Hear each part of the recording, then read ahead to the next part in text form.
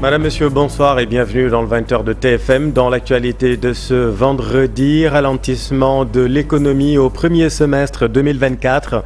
Les perspectives demeurent difficiles pour le reste de l'année. La position budgétaire devrait se détériorer en raison d'une baisse des recettes. Ce sont là des annonces fortes du Fonds monétaire international à l'issue d'une mission effectuée au Sénégal. Que faut-il comprendre? Décryptage à suivre avec Souleymane. Des dérapages volontairement cachés dans la gestion des finances publiques, dit le chef de l'État. Le nouveau régime a-t-il réellement hérité d'une situation économique catastrophique?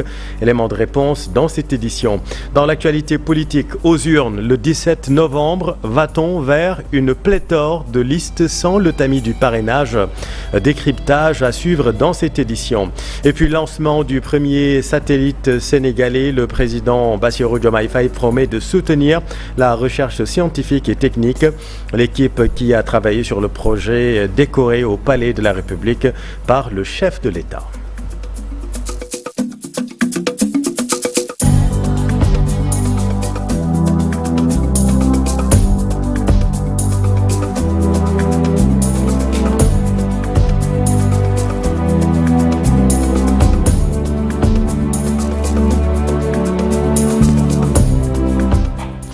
Une croissance plus lente que prévu. L'économie a ralenti au premier semestre 2024. Les perspectives demeurent difficiles pour le reste de l'année. Des prédictions du Fonds monétaire international à l'issue d'une visite effectuée au Sénégal. Le point avec Daniel Diouf. Selon la mission du FMI, l'économie sénégalaise a enregistré une croissance plus lente que prévu au cours du premier semestre de 2024. La croissance du PIB réel s'est établie à 2,3% au premier trimestre et les indicateurs de conjoncture suggèrent un ralentissement similaire au deuxième trimestre. Ce ralentissement reflète une activité plus faible dans les secteurs des mines, de la construction et de l'agro-industriel, puis dans une moindre mesure dans le secteur primaire.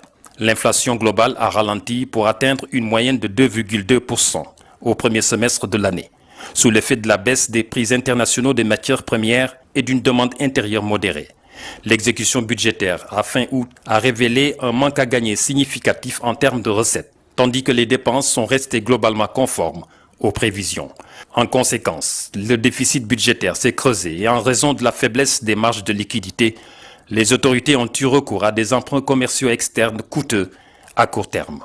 Les perspectives macroéconomiques pour le reste de l'année 2024 restent difficiles pour le Sénégal. La croissance du PIB réel est désormais projetée à 6%, une révision à la baisse par rapport à la prévision de 7,1% de juin 2024.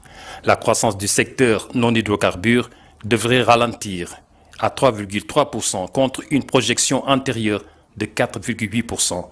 L'inflation globale devrait atteindre en moyenne 1,5%. En revanche, le déficit du compte courant devrait se réduire à 12,7% du PIB en raison du démarrage de la production d'hydrocarbures. En l'absence de mesures budgétaires supplémentaires, le déficit devrait dépasser 7,5% du PIB, bien au-delà des 3,9% prévus dans le budget initial. Et pour cause, la baisse des recettes et l'augmentation des dépenses en subventions énergétiques et en paiement d'intérêts. Par conséquent, la dette de l'administration centrale devrait rester supérieure aux critères de convergence de l'UEMOA fixés à 70%. En l'absence de mesures supplémentaires, atteindre l'objectif de déficit de l'UEMOA à 3% du PIB en 2025 prendrait plus de temps que prévu initialement. Dans ce contexte, les autorités sont encouragées à mettre en œuvre des mesures fortes. Elles devraient aller dans le sens de la rationalisation des exonérations fiscales et la suppression progressive des subventions énergétiques non ciblées et coûteuses. Ainsi donc, pour espérer assurer un retour rapide à l'objectif de déficit budgétaire et placer la dette publique sur une trajectoire résolument décroissante. Des efforts supplémentaires aussi recommandés pour traiter l'accumulation d'impayés envers les entreprises privées. La révision de la formule de tarification des produits pétroliers, l'avancement du diagnostic des coûts de production de l'électricité et l'amélioration de la viabilité financière de la Sénélec figurent aussi parmi les efforts attendus.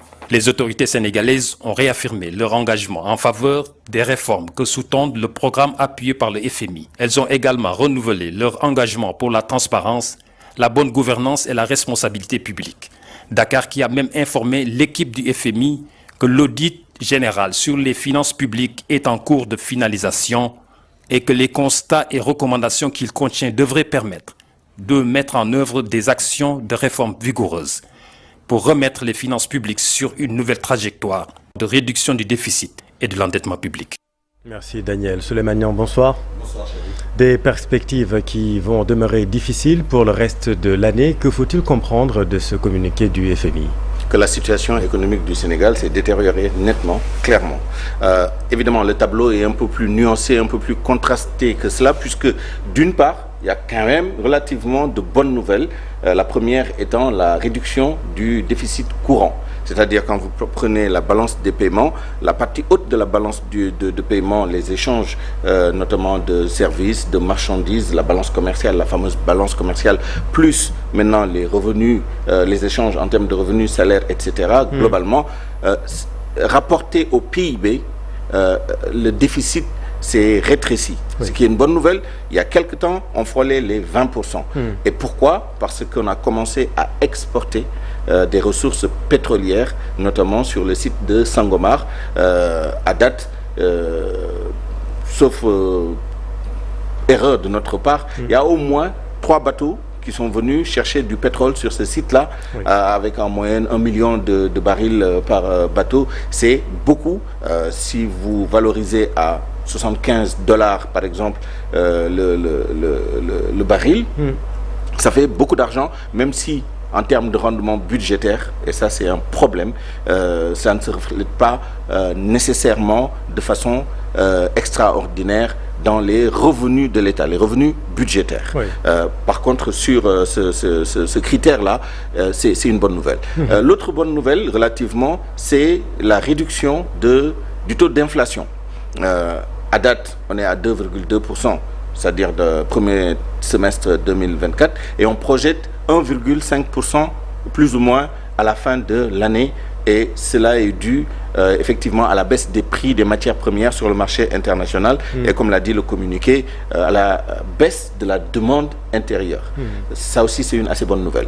L'autre bonne nouvelle, c'est que par rapport à la situation du Sénégal sur la liste grise du GAFI, oui. Le groupe d'action donc financière internationale, c'est une arlésienne. Ça fait quand même plusieurs années qu'on nous promet que des efforts sont en train d'être faits pour sortir le Sénégal de cette fameuse liste grise. Absolument. On nous apprend que, notamment dans le système financier du Sénégal, des efforts ont été faits, des réformes sont en train d'être mises en place et qu'on se rapprocherait justement de cette sortie de la liste grise. Ça, ce sont les bonnes nouvelles. Oui.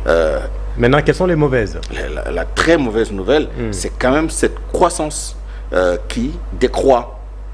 Sans jeu de mots, on nous avait annoncé il y a 2 ans qu'on aurait une croissance à 2 chiffres à la faveur du début de l'exploitation de nos ressources pétrolières et gazières. Malheureusement, ce n'est qu'en 2024, il y a quelques mois seulement, qu'on a commencé cette exploitation.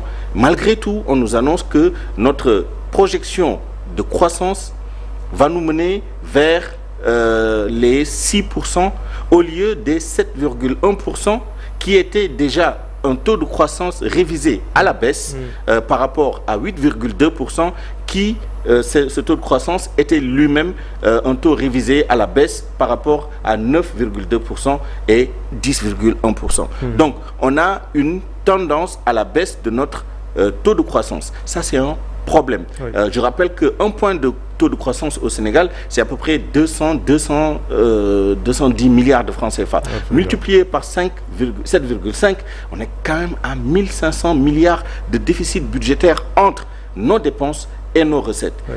Autre problème, et le président l'a évoqué, peut-être qu'on en parlera tout à l'heure, quand il évoquait justement la question des dérapages volontairement cachés, quels sont les chiffres réels de l'économie du Sénégal. Oui.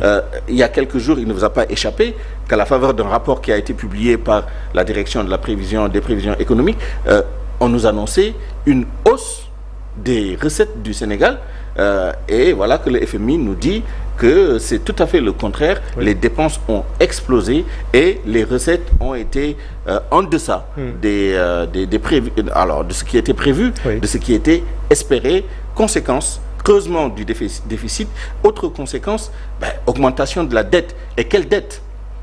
On nous dit que c'est la dette à court terme et la dette commerciale. C'est-à-dire, le Sénégal ne va plus sur les marchés internationaux. Bien évidemment, il y a eu les fameuses obligations, les eurobonds d'il y a quelques mois, mais plus globalement, on a de plus en plus de mal à accéder aux ressources moins chères qu'on pourrait trouver sur des marchés financiers efficients. Aujourd'hui, on est obligé de prendre des dettes courtes à des taux élevés, notamment dans le système bancaire international. Et vous le verrez, effectivement, le Sénégal emprunte beaucoup à des banques internationales, à des taux et à des conditions commerciales du privé. Donc, ça nous ramène au débat sur les taux. Certains pensent que peu importe le taux, mais la conséquence budgétaire, c'est que un poste de dépenses important est en train d'exploser, c'est le paiement des intérêts sur la dette. On était déjà dans la loi de finances initiale aux alentours de 550 milliards de francs CFA par an, uniquement pour le remboursement des intérêts ou le paiement des intérêts. Le principal, l'amortissement de la dette, nous coûte beaucoup plus que cela. Et quand vous faites la somme, on n'est pas loin de 1 500 milliards de francs CFA par an, ajouté maintenant à la masse salariale que le Premier ministre a évoqué, le Président de la République également. Le Président de la République en ça nous fait quand même des dépenses incompressibles qui sont extraordinairement élevées et qu'on a beaucoup de mal à couvrir avec des recettes, notamment à cause des exonérations fiscales, comme l'a indiqué le communiqué, mais également les subventions. Aujourd'hui, le Sénégal est dans une situation très complexe et cette équation doit être résolue par nos nouvelles autorités. Et les causes de cette situation complexe, Souleymane, ont été évoquées hier, vous l'avez dit, par le président Bassirou Diomaye Faye. Il a parlé des dérapages volontairement cachés dans la gestion des finances publiques. Il a parlé également de l'évolution incontrôlée de la masse salariale, de la dette et des intérêts de la dette, ainsi qu'une non-maîtrise des subventions et un dérapage dans les tirages sur les ressources extérieures. Voici le président de la République. Les résultats de l'audit soumis à ce jour à la Cour des comptes pour validation font ressortir une gestion publique empreinte de légèreté qui ont occasionné des dérapages volontairement cachés dans la gestion des finances publiques, avec une évolution incontrôlée de la masse salariale, de la dette et des intérêts de la dette, une non-maîtrise des subventions et un dérapage dans les tirages sur les ressources extérieures. Les manquements notés ont entraîné une détérioration grave du cadre des finances publiques de notre pays. Le gouvernement, après échange avec les partenaires techniques et financiers et les autres partenaires, reviendra largement sur le sujet et le rapport approuvé par la Cour des comptes fera l'objet d'une publication. D'ores et déjà, je tiens à assurer que les responsabilités seront situées à tous les niveaux de la chaîne administrative et politique. Souleymane, le Fonds monétaire international a toujours demandé la modération, voire la suppression carrément des subventions, propos qui a été réitéré dans ce communiqué où le Fonds préconise une fois de plus la rationalisation des exonérations fiscales dans le contexte que l'on connaît où certaines entreprises dénoncent une pression fiscale, mais aussi la suppression progressive des subventions énergétiques non ciblées. Ce sont des éléments qui sont dans le communiqué du Fonds monétaire international. Est-ce que le nouveau régime est entre le marteau et l'enclume sociale? Oui. D'une part, le nouveau régime a hérité quand même de contraintes économiques et budgétaires qui sont extrêmement difficiles à gérer. Les dépenses incompressibles, comme je disais tout à l'heure, la masse salariale, c'est un problème. Ce n'est pas pour rien que le président de la République et le Premier ministre en même temps soulèvent cette question chaque fois qu'il se prononce sur la situation économique du Sénégal.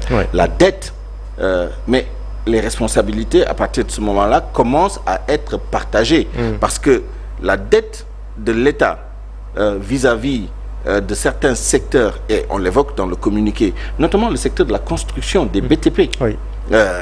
C'est quand même une dette qui s'est davantage creusée, qui n'a pas été remboursée et qui s'est davantage creusée avec toutes les conséquences économiques, financières, si on regarde au plan microéconomique au sein des entreprises, oui, mais également social, l'emploi, etc. Ça, c'est vraiment un point d'attention et une pomme de discorde. La deuxième chose, ce sont les subventions. Alors, on était dans une trajectoire, oui, dans le cadre du programme qui nous lie au FMI, oui, avec les 3 instruments qui le composent. Exactement. Oui. L'État du Sénégal s'est engagé, à l'horizon 2025, à réduire à minima les subventions, notamment à l'énergie. Et on était dans une tendance baissière. On était dans cette trajectoire, mais évidemment, c'est une patate chaude, oui, parce que il y a des conséquences sociales. Quand vous arrêtez les subventions à l'énergie et les autres subventions, notamment aux produits alimentaires, vous contribuez à l'augmentation des prix et à l'inflation en général. Mais l'inflation, c'est une considération macroéconomique qui peut rester théorique. Mais le coût de la vie réelle, oui, des gens est corrélé justement à cette question des subventions. Or,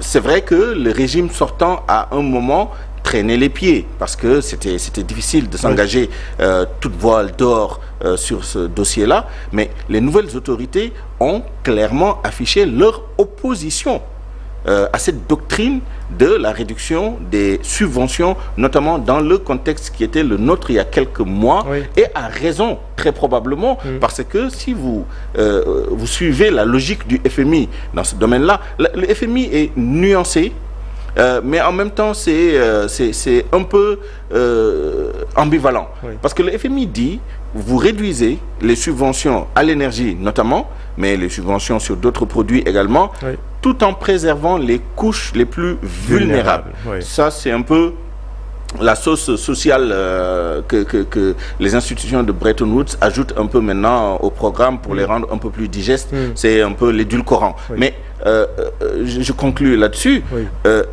Aujourd'hui, cette vérité des prix s'accompagne d'un certain nombre de réformes structurelles et le communiqué revient là-dessus. Au chapitre des mauvaises nouvelles aussi, oui, il n'y a que tout le travail qui devait être fait sur la restructuration de la grille tarifaire des énergies, que ce soit l'essence, que ce soit le gasoil, que ce soit le gaz butane, que ce soit l'électricité. On a demandé à la Sénélec de faire un audit de sa structure de coûts pour qu'on puisse voir comment on peut revoir la grille tarifaire, oui, de Sénélec. C'est en retard et le communiqué en parle. Oui. Et évidemment, on avait demandé également de faire toutes les études nécessaires pour savoir comment le prix du gaz, du pétrole, etc., oui, tout ça est structuré afin de voir comment revoir cette structure tout en préservant les couches les plus vulnérables. Ce travail également n'est pas encore fait. Juste un mot, parce que c'est une question d'actualité, hein, la rationalisation des exonérations fiscales.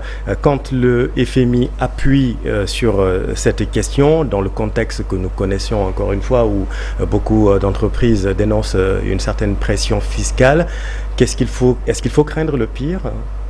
Alors, ce sont des questions très complexes. Pourquoi? Parce que tous les agrégats sont liés d'une manière ou d'une autre. Encore une fois, il y a une corrélation positive et très nette entre... Quand vous prenez une mesure dans un secteur, ça se reflète sur un autre secteur. Oui. Quand vous mettez trop de pression fiscale sur les entreprises, bien évidemment, les entreprises demandent moins d'emplois, les entreprises produisent moins, etc., pour pouvoir être en mesure de faire face. Ouais. C'est pas systématique, mais c'est une tendance lourde qui va se manifester quand vous mettez trop de pression. Mais en l'occurrence, le problème, c'est pas la pression fiscale. Le problème, ce sont les exonérations fiscales qui ne sont pas pertinentes. Or, je vous donne un exemple, oui, pour voir déjà la corrélation. On nous dit, le secteur des mines, il y a une baisse d'activité. C'est assez paradoxal. Oui. Aujourd'hui, l'once d'or est aux alentours de 2500 $. L'or n'a jamais atteint, ou rarement en tout cas, ce niveau-là. Ces dernières années, on n'a jamais atteint ce niveau. Ouais. C'était une opportunité quand même pour les pays producteurs d'or. Or, dans ce domaine-là, il me semble que le Sénégal ne tire pas le meilleur profit justement de cette augmentation du cours de l'or à l'international. Ça, c'est donc. Oui. Mais les exonérations fiscales, quand vous prenez le secteur minier, vous prenez le secteur pétrolier et gazier, les codes qui encadrent ces activités-là sont très favorables aux entreprises en matière fiscale. Non seulement au moment de la recherche de l'exploration, mais même au-delà de la première année, du premier baril ou de la première année d'exploitation en ce qui concerne les mines. Et voilà la situation dans laquelle nous nous trouvons, où nous avons des ressources dont nous disposons qui nous appartiennent, sauf le remboursement des investissements, sauf la quote-part des majors qui interviennent là-dedans, oui. Mais dont nous ne tirons pas le maximum ou l'optimum fiscal. Pourquoi? Parce que ces codes-là prévoient toute une série d'exonérations et nous sommes liés, soit on renégocie, et c'est ça qui nous amène au débat sur la renégociation des contrats. Plusieurs contrats. C'est pas gagné d'avance parce que on a signé avec ces entreprises justement beaucoup de facilités dans ce domaine-là, mais il n'y a pas que ça. Il y a la TVA. Si vous lisez vraiment le programme qui nous lie et les engagements que nous avons pris à tout point de vue, les critères de performance, les réformes structurelles, vous vous rendrez compte que il y a des propositions très pratiques. Je vais vous donner un exemple très bête. C'est la TVA sur, par exemple, les smartphones. Oui. Par exemple, la TVA sur les services numériques. Oui. Ce sont des mesures concrètes que le Sénégal a souscrites dans le cadre de ce programme avec le Fonds monétaire international qu'on est en train de mettre en œuvre, mais ce n'est certainement pas dans ces mesurettes-là qu'on réglera le problème justement des exonérations fiscales indues. C'est notamment dans le secteur gazier, pétrolier et minier. Or, malheureusement, on a signé dans ce domaine-là des contrats qu'il sera difficile de remettre en cause. Merci beaucoup Souleymane. Dans l'actualité également, la cérémonie du First Satellite Day organisée, vous le savez, ce matin à la Cité du Savoir à Diamniadio. L'événement marque le lancement avec succès du premier satellite sénégalais Gaindesat 1. Le chef de l'État a promis d'accorder tout son soutien à la communauté scientifique et technique pour faciliter les travaux de recherche. L'équipe qui a travaillé sur le projet d'ailleurs reçu ce soir au Palais de la République par le chef de l'État Bassirou Diomaye Faye. Dans l'actualité politique, aux urnes le 17 novembre prochain, sans le tamis du parrainage. Circonstance exceptionnelle oblige, la Constitution prime alors sur le code électoral. Va-t-on vers une pléthore de listes? Élément de réponse, Fat Bintou Conté.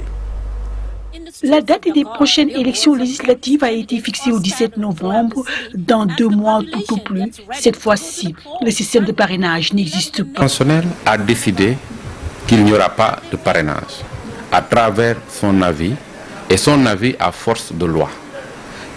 L'avis du Conseil constitutionnel fait une dérogation aux dispositions du code électoral liées au parrainage. Parce que dans son avis, il stipule très précisément que les dispositions du code électoral liées au parrainage ne seront pas applicables à ces élections. Ce qui va engendrer une inflation de candidats, l'une des premières conséquences. Qu'en 2017, il y avait une inflation de candidats. Alors, cette fois aussi, à l'absence du parrainage, le risque, c'est d'avoir une inflation de candidats et qui va mettre l'administration dans une pression terrible. Avec un défi majeur à relever, l'organisation d'élections sans anicroche par l'administration sénégalaise. Et cela pose justement un défi d'une élection bien organisée, un défi d'une rationalisation des listes de candidatures.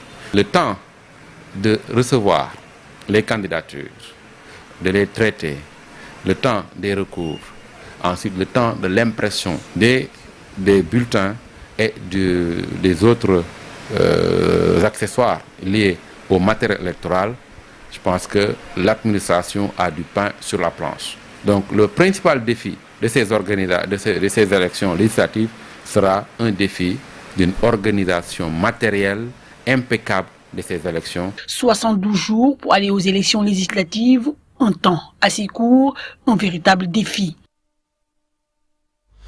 La dissolution de l'Assemblée nationale, des députés Benno rejettent les arguments avancés par le chef de l'État. Nos équipes les ont rencontrés ce matin à l'Assemblée nationale. Certains étaient venus pour une réunion, d'autres pour faire leur carton. Voyons tout cela avec Alassane Ba. L'Assemblée nationale range ses drapeaux. Des drapeaux installés pour les besoins de la déclaration de politique générale qui devait se tenir ce 13 septembre. Calme plat dans les couloirs, occupés par quelques employés qui font des va-et-vient. À côté, les ex-membres du groupe parlementaire Benno Bokk Yakaar qui se sont donné rendez-vous pour une réunion. Bien qu'ils trouvent que le président est dans son droit, mais les arguments avancés ne tiennent pas. C'est quand il parle de crise institutionnelle. Il n'y a pas de crise institutionnelle au Sénégal. Vous avez dû remarquer et constater que le lundi dernier, il y a eu 2 projets de loi qui nous ont été soumis. Et nous avons voté à l'unanimité. Tous les députés de Benno Bokk Yakaar ont voté favorablement ces 2 projets de loi. Donc où est la crise institutionnelle? Je pense que le président de la République pouvait nous dire simplement qu'il va user de cette prérogative constitutionnelle de dissoudre l'Assemblée nationale. Ce qu'on peut parler, c'est que le président s'est dédié. Si ce n'est pas dédié en parlant, il s'est dédié par un décret. Quand les écrits restent, les paroles partent. Et c'est dommage, je ne peux pas commenter la décision de dissoudre l'Assemblée nationale. Nous sommes prêts depuis pour aller à des élections anticipées. Les arguments utilisés, je l'ai dit hier à la RFM, la DPG pour moi c'est un détail. Les Sénégalais souffrent. Toutes les personnes qui ne sont pas avec eux sont combattues d'une manière ou d'une autre. Autre élément qu'ils ont relevé dans le discours du chef de l'État, la manière dont il l'a abordé. Le Sénégal est en train de vivre 2 tragédies, 2 drames. Le drame de Mbour et le drame de Nangalma. Il serait, à mon avis, pertinent et opportun que le président de la République, à l'entame de sa communication, puisse déjà présenter ses condoléances au peuple sénégalais et manifester sa compassion aux familles des victimes. Et nous dire quelles sont les solutions. Les législatives fixées au 17 novembre 2024, la coalition Benno Bokk Yakaar dit être prête. Son objectif, imposer la cohabitation au régime en place. Les Sénégalais devront corriger le tir. Et nous sommes les seuls à corriger ce tir. Donc nous appelons à un grand rassemblement de toute l'opposition, de toutes les forces vives de cette nation, pour avoir une majorité écrasante à l'Assemblée nationale. Je suis convaincu que nous allons imposer la cohabitation au régime actuel. L'Assemblée nationale se vide petit à petit de son monde. Les parlementaires ont commencé à ranger leurs bagages. Boubacar Camara est en phase, lui, avec la décision du président Faye. Le leader du parti Diengu Tabar pense que l'Assemblée nationale était une institution prise en otage par l'ancien régime. Le voici avec Mohamed Ndiaye. La République, M. Bassirou Diomaye Diakhar Faye, vient de prendre une décision salutaire en procédant à la dissolution de l'Assemblée nationale, qui était devenue une institution prise en otage par certains députés partisans de l'ancien régime. Donc nous saluons cette décision et félicitons le président. Avec cette nouvelle situation, nous avons l'opportunité d'envoyer au Parlement des députés qui auront à cœur, quelle que soit d'ailleurs leur corrélation politique, de faire en sorte que les institutions soient fonctionnelles et que le gouvernement puisse dérouler son programme pour le bien-être des Sénégalais. Lorsque des prérogatives du président de la République sont arrachées illégalement par le Parlement, qui fixe sans en avoir le droit la date de la déclaration de politique générale, le président de la République a le devoir légal de fixer sa date. Mais cela ne préjudicie en rien la procédure de dissolution qui a obéi à des formalités que le président a respectées en consultant le président de l'Assemblée nationale, en consultant le Premier ministre et le Conseil constitutionnel. Il a dit qu'à partir du 12, il pouvait procéder à cette dissolution. Et le 12, il l'a fait, donc il n'y a rien d'illégal, c'est tout à fait normal. C'est juste une correction qui a été faite par le président. Cela ne veut pas dire du tout que le président était d'accord sur le fait que l'Assemblée nationale se comportait sur le comportement de l'Assemblée nationale et devait croiser les bras. Tout autre chose à présent, allons à Saint-Louis du Sénégal où les étudiants de l'université Gaston Berger, vous le savez, avaient menacé de paralyser l'ouverture universitaire sur retour. Les travaux d'assainissement ne sont pas terminés. L'année dernière, les eaux usées avaient infiltré, vous le savez, les chambres des étudiants. Les autorités universitaires s'activent pour satisfaire cette doléance. Reportage Ousseynou Diop à Bipsec. Les autorités de l'université Gaston Berger de Saint-Louis ont entamé cette tournée avec le directeur de l'Office national de l'assainissement pour constater l'état d'avancement des travaux dans le campus social. Dans les différents sites, les équipes sont sur place pour assurer une bonne rentrée aux étudiants au mois d'octobre. On a trouvé le personnel en train d'exécuter les travaux. On a trouvé aussi le matériel nécessaire. L'approvisionnement était assuré. Et disons au niveau de la SP1, ils sont à 90% des travaux. Les travaux d'assainissement avancent à grands pas. Selon le directeur général de l'Office national de l'assainissement, il a annoncé que les travaux seront livrés dans les délais. Il est urgent que d'ici l'ouverture en tout cas de l'université, que ces mesures soient prises, que ces travaux soient effectués. Donc l'entreprise s'est engagée à terminer l'ensemble des travaux au plus tard avant le 30 septembre 2024. La question de l'assainissement est une vieille doléance des étudiants de Sanar. Pour le directeur du CROUS, ces problèmes seront bientôt de mauvais souvenirs. On a bon espoir que d'ici la rentrée d'octobre, les étudiants vont revenir au campus en trouvant en tout cas des infrastructures sur le plan de l'assainissement. Donc il faut effectivement se réjouir de cette visite-là et aussi remercier l'entreprise des engagements qui ont été pris pour d'ici la fin du mois de septembre, le cadre de vie sera beaucoup plus agréable à partir de début octobre pour une année scolaire en tout cas paisible et apaisée. L'université Gaston Berger de Saint-Louis a actuellement un effectif de plus de 19 000 étudiants. C'est pourquoi l'assainissement devient aujourd'hui une priorité pour les nouvelles autorités avant la rentrée universitaire prévue au mois d'octobre. La COSIDEP mobilise l'ensemble des acteurs à quelques semaines maintenant de l'ouverture de la rentrée scolaire. La coalition a organisé un panel dont les conclusions seront destinées aux décideurs. Il s'agit de comprendre les politiques des nouvelles autorités et d'anticiper sur des éventuelles turbulences. Voici Chermbo, directeur exécutif de la COSIDEP. Aujourd'hui, il faut que ces nouvelles autorités puissent bien engager leur première rentrée, faire en sorte que la rentrée soit réussie, mais ensuite que l'année scolaire puisse bien se dérouler et les résultats soient meilleurs. Mais ça, pour le faire, évidemment, il faut régler des préalables. Et parmi les préalables, il y a la nécessité de clarifier leurs options politiques. Il nous parle de société éducative, nous devons construire un consensus autour de ce concept. On parle de l'unité, une nouvelle initiative pour la transformation humaniste de l'éducation, il faut qu'on en ait la même compréhension. On nous parle d'aller vers une transformation de l'éducation sous quelle modalité? Est-ce que sous forme de refondation, de réforme ou de révision? Donc il y a aujourd'hui la nécessité que ces nouvelles autorités aillent dans ce sens. C'est pourquoi nous, en tant qu'organisation de la société civile, et fidèles à notre rôle de veille d'alerte, mais surtout de contribution, nous avons décidé évidemment de produire un document de contribution scientifique allant dans le sens de consolider, d'opérationnaliser les ambitions qui nous ont été partagées. Les discussions durant ces vacances devraient nous permettre d'anticiper sur des turbulences potentielles. Mais au-delà, notre contribution scientifique veut aller sur des questions stratégiques et politiques. Ça veut dire le système éducatif que nous voulons. Le système éducatif qui est réclamé par les Sénégalais, le système éducatif qui nous ressemble. Et ça, pour le faire, nous devons aller dans une contribution qui aille au-delà d'un régime politique. C'est la fin de cette édition. Merci infiniment de l'avoir suivi. Les programmes continuent sur Train FM. Restez avec nous. Vous êtes au bon endroit. Bonne soirée.